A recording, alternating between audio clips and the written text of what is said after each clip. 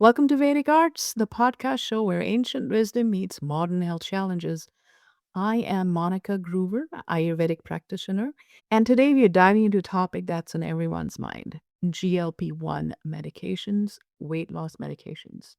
These drugs have transformed weight management and diabetes care for millions, but they do come with side effects, and for some people, that can be tough to handle. Today, in the solo episode, we'll explore the most common side effects and how Ayurveda, the 6,000-year-old science of life, knowledge of life, offers some practical, gentle ways to support your body. Whether you're on the medication, thinking about starting, or looking to maintain result afterward, this episode will give you tools to feel more balanced. Let's get into it. Disclaimer: Ayurveda is not allowed to prevent, treat, cure, or diagnose any disease. It is not recognized in the USA. It is not recognized by FDA. This podcast is for knowledge and informational purposes only.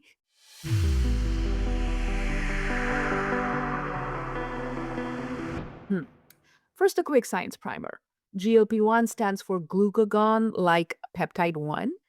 These receptor agonist drugs mimic a hormone in our body naturally released after eating.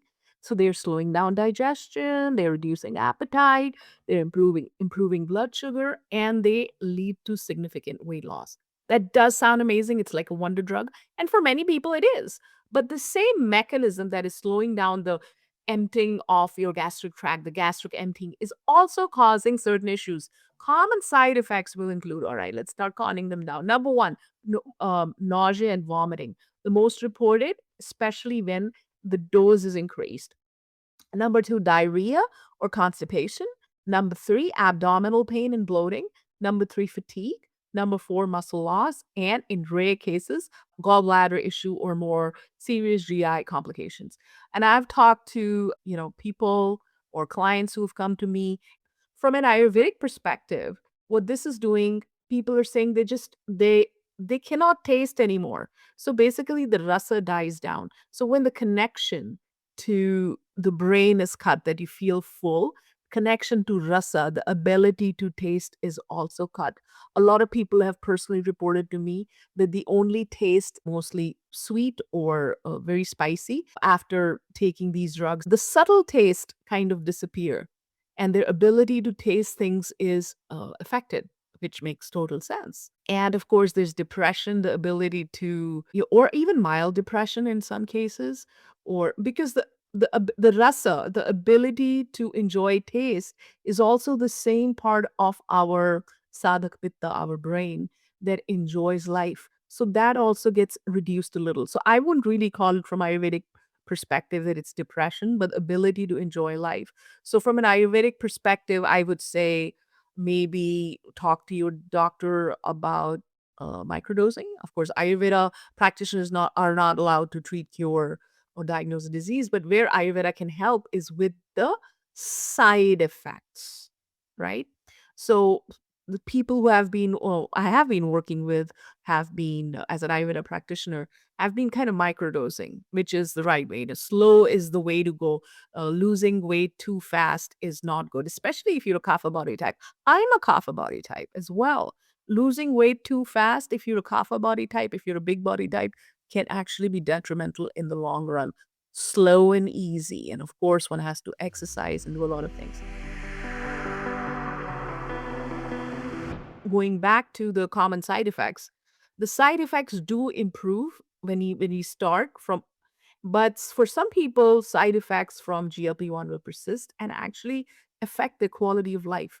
But that's where Ayurveda shines. Ayurveda can be integrated because Ayurveda can calm that Agni. Instead of taking a anti-nausea medication, some ginger tea and cumin, coriander, fennel, kashai. Kashai means a decoction can be taken and it'll help. Ayurveda can help with the diarrhea, constipation, even abdominal pain, and so on. And I'll give you some quick tips if you are on GLP-1 medication. Do remember, I'm not a medical doctor. This is not a medical podcast. I'm just an Ayurveda practitioner. I'm just talking about, how we can integrate Ayurveda as a side effect for balancing the side effect. Do remember that. All right, let's go on to the Ayurvedic perspective. In Ayurveda, health is all about balancing your digestive fire, your Agni, your doshas, Vata, Pitta, Kapha, and to live in tandem with environment. For example, when the sun is highest at afternoon, then that should be the highest meal of the day. Should be the biggest meal of the day. If you're having no breakfast or light breakfast, and sometimes people have a smoothie or people have bars and then they have a large dinner. No, no, no, no, no, no, no, no. But what happens when somebody is on GLP-1 or any kind of appetite suppressant? They're not hungry. Or if they do get hungry, they'll get hungry on 12, 1, 2, whatever. That's fine. So whenever you do get hungry, that's when you have a big meal. And then towards dinner should be a smaller meal or no meal if somebody is on GLP-1. But it's very important that the lunch should be the biggest meal of the day. And the body can be trained with that. Uh, which is why my clients who have been working with their physicians on microdosing, and we'd have to get an actual physician here who deals with this thing, and probably we'll talk to them about microdosing with GLP-1 and see if that is actually helpful or not. A couple of doctors that I've talked to, they say no, microdosing is bad and it doesn't help, but whereas others swear by it. So it would be a great podcast interview if we can get a physician who actually prescribes these GLP-1s. In the meanwhile, let's talk about how we can use Ayurvedic herbs and some recipes to help with the common side effects. All right, let's get to some practical Ayurvedic strategies for common side effects. For nausea and vomiting, start your day with a ginger kashayam or ginger tea. So, what you do is you take 2 cups of water and you boil it. And while it's boiling, you have grated fresh ginger, take fresh ginger root, wash it, and scrape it. And for every cup of water, you need 1 teaspoon of grated ginger. So for 2 cups, it'll be 2 teaspoons of grated ginger. If you want, you can have more. But once you put the ginger in, you turn down the flame and kind of let it boil till it becomes a little bit more thicker. And after a minute or two, you turn down the flame and you let that ginger decoction cool down. Once it's cooled down, you sip the ginger decoction throughout the day. Sip, don't gulp. Another alternative is you make a decoction with ginger, cumin, coriander, fennel, and cardamom. Cardamom is also great for nausea and appetite. So you take a same thing. You take 2 cups of water, and for every cup of water, you take half teaspoon of cumin and coriander and fennel, and 1 teaspoon of ginger. And at the end, add a pinch of cardamom. So that's a great kashayam. That's a great, again, you boil it and you cool it down, and then you sip it throughout the day. And you avoid cold, heavy, or fried foods. A pinch of fresh ginger with a little bit of black salt or rock salt. If you don't have either black salt or rock salt, pink Himalayan pink salt before meals is also good.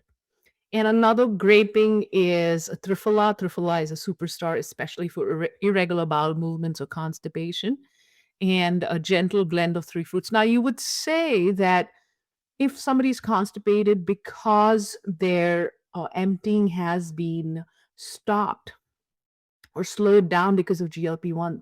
So isn't Triphala a laxative? No, Triphala is not a laxative. It just very gently, mildly supports the colon. So it is actually not a laxative, but it helps detox the colon a little bit and mildly. So for someone with severe constipation, Triphala doesn't help unless it's taken with other herbs. But for just mild, it gets things moving just a little bit. So it's for mild constipation, it's perfect. You can also have at night hot milk, a little bit of hot milk with a little bit of ghee, or what we in India we do the vegetable fiber, the psyllium husk, we call it isabgol. It can also be mixed with the a little bit of water, and you have it, and that's great for fiber. And also, isabgol is good for diarrhea or loose stools because it's binding. Rice porridge is good, potatoes are good, and apples are good for diarrhea as well. Ashwagandha is also another supplement. Ashwagandha and shatavari are great supplements for muscle loss or fatigue. And for mind, Tulsi rose tea. Tulsi rose tea. I love Tulsi rose tea by Organic India if you can get it.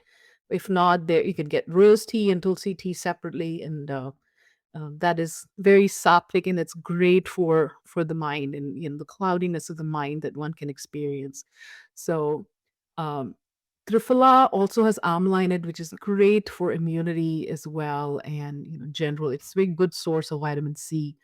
So these are all like fruits and herbs, and they're pretty. Mostly they're harmless. Not to say that there are never any side effects, but they're pretty nice. So and also having food that is soft as well would be good. Hard textures, not so much soft texture. For example, khichdi would be good as well. Well, that to wrap up, all right, to wrap up, GLP-1 medications offer real benefits, but you don't have to suffer through the side effects. Ayurveda gives us a gentle, time-tested ways to support balance and vitality. So start small, pick one or two tips this week, like ginger tea or consistent meal times. And if you're enjoying this content, you know, follow me on Spotify or whatever podcast you are subscribed to. And then I will see you next time.